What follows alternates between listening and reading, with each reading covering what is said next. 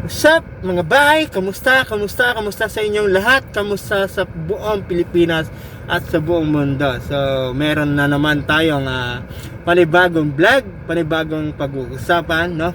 So, ang ating topic mga bay ay yung common issue ng isang big bike user, no? Yan, so kahit na ang motor mo ay quality at branded o China brand, meron tong issue, mapa-brand new man o mapa second hand. No, right. Kahit ang motor mo ay walang sira, ay meron pa rin tong kaakibat na issue sa na magmamay-ari o yung sa gumagamit, no? Unang-una mga bay, yung maintenance niya sa gulong pa lang mapapawaw ka na sa presyo. Wow! Ayun mga bay, no?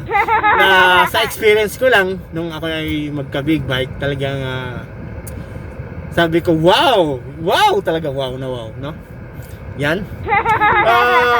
Kahit na hindi sira ang motor mo, talagang may issue, no?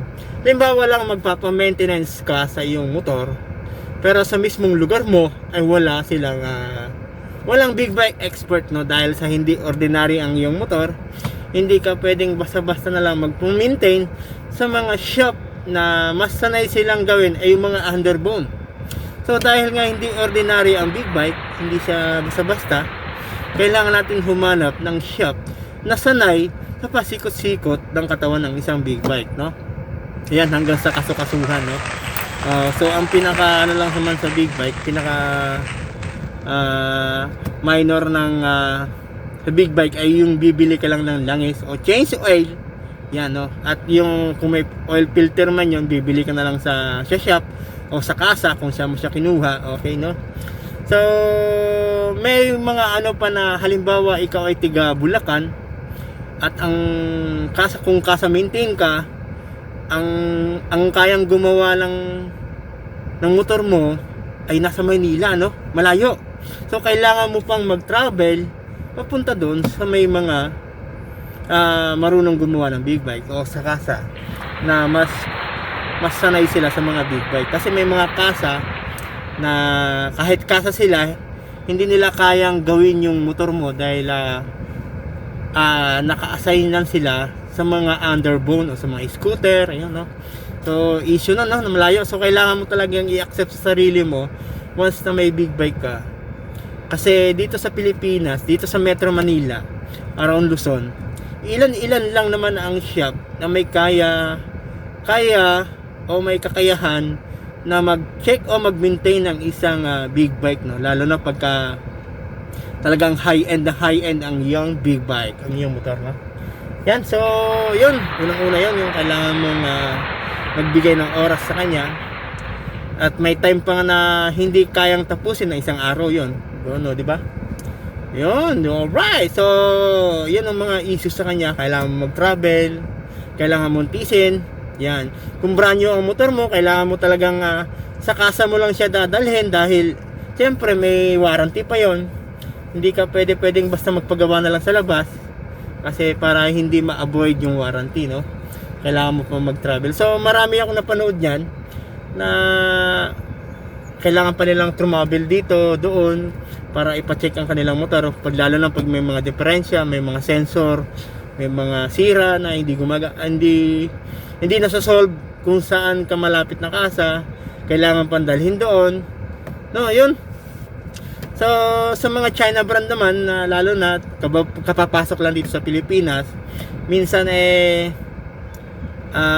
kasa maintain lang, kahit kasa maintain, kahit mapa-branded Yamaha, Kawasaki, Honda, hindi naman lahat sa kasa na yun ay available ang pyesa nila.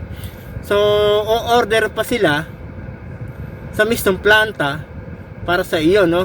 Tapos maghihintay ka pa ng mga ilang buwan, ilang linggo, kasi sa experience ko doon sa KTM, so sabi sa akin mga 3 months pa, tagal, no? So hindi siya ganun kabilis. So mga issue yan sa kanya, yan.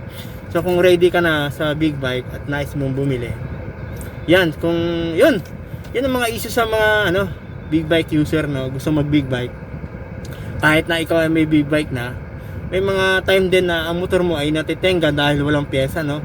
Halimbawa umorder sila sa planta, kaso nga lang out of stock, no? Kailangan mo pang maghintay na meron silang bagong gawa o production, kung ano man yung tawag dyan, bagong fabricate, kung ano, basta bagong buo. Yan, no? Lalong-lalo na yung sa mga medyo may luma na, old model na, medyo hanapin, kailangan mo mag-online, kailangan mo mag-search kung saan ka makakabili. Ayan, no? Kahit naman sa mga mga gusto mong i-upgrade sa kanya, hindi ka basta-basta makakabili kung saan-saan lang, no? Kailangan mo talagang maghanap ng compatible sa kanya. Kaya hindi siya ganoon kasimple. Mahirap din siya, no? Kahit sa mga muffler na gusto mong bumili ng muffler, may tukma pa yan, may ugma, may nararapat para diyan. Hindi porket muffler lang yung kagaya sa mga underbone pwede na.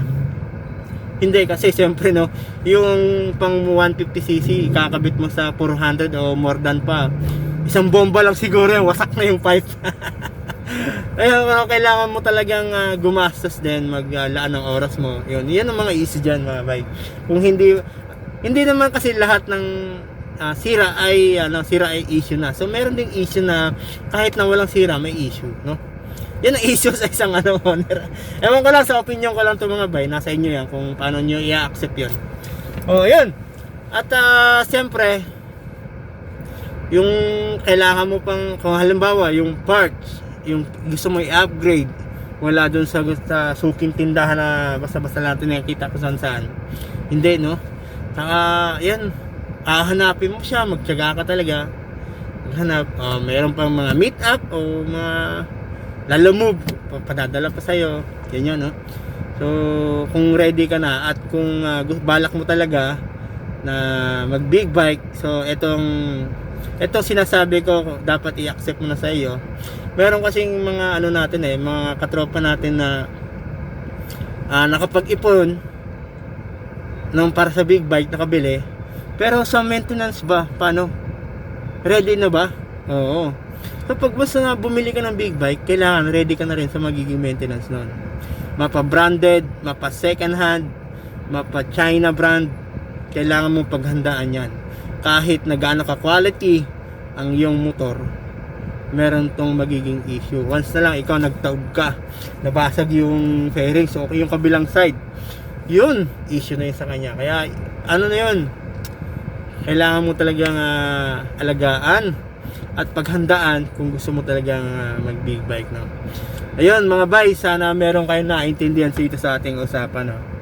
Wala lang, gusto ko lang i-share sa inyo ito para naman yung mga katropa natin ay gustong mag big bike ay merong idea kung ano ang gusto, kasi kakaiba naman talaga ang naibibigay sa isang rider. Sa akin, tulad ko, talagang kakaiba ang pakiramdam pagka naka big bike ka. Parang ang angas, no?